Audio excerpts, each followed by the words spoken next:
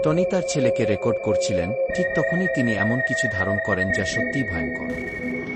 রেকর্ডিংয়ের সময় বাড়িতে টনি এবং তার ছেলে ছাড়া আর কেউ ছিল না, অন্তত টনি তাই ভেবেছিলেন।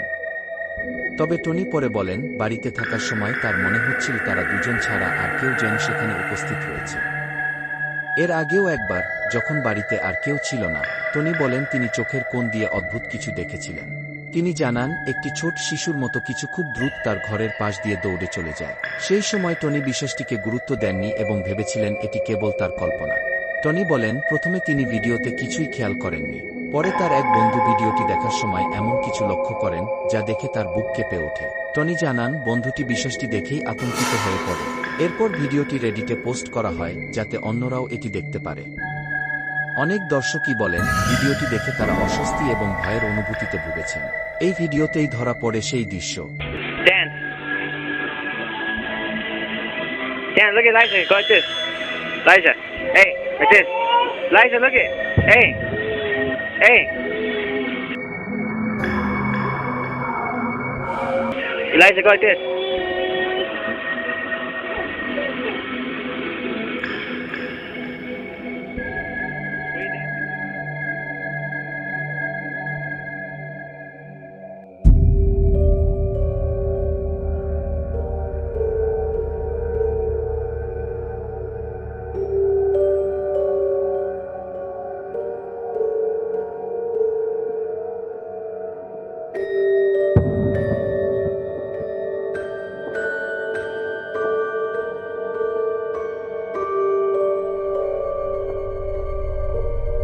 ফুটেজে দেখা যায় কেউ একজন অথবা কোনো কিছু টনির ছেলেকে পর্যবেক্ষণ করছে।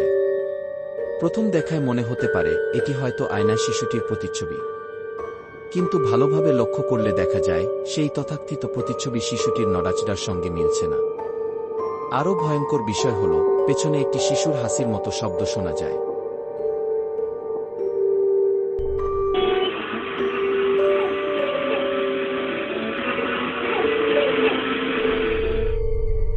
তার ছেলের কাছ থেকে আসেনি। এখন সম্ভবত বাড়িতে অন্য কেউ উপস্থিত থাকতে পারে, যেমন কোনো আত্মীয় বা শিশুটির কোনো বন্ধু। কিন্তু টনি বলেন, তার ছেলের প্রতিক্রিয়া দেখে মনে হয়নি সে সেই ব্যক্তি বা সত্তাকে চিনত। টনির মতে তার ছেলে যেন একেবারে অপরিচিত কাউকে পর্যবেক্ষণ করছিল। আজও টনি বলেন তিনি এর কোনো স্পষ্ট ব্যাখ্যা খুঁজে পাননি।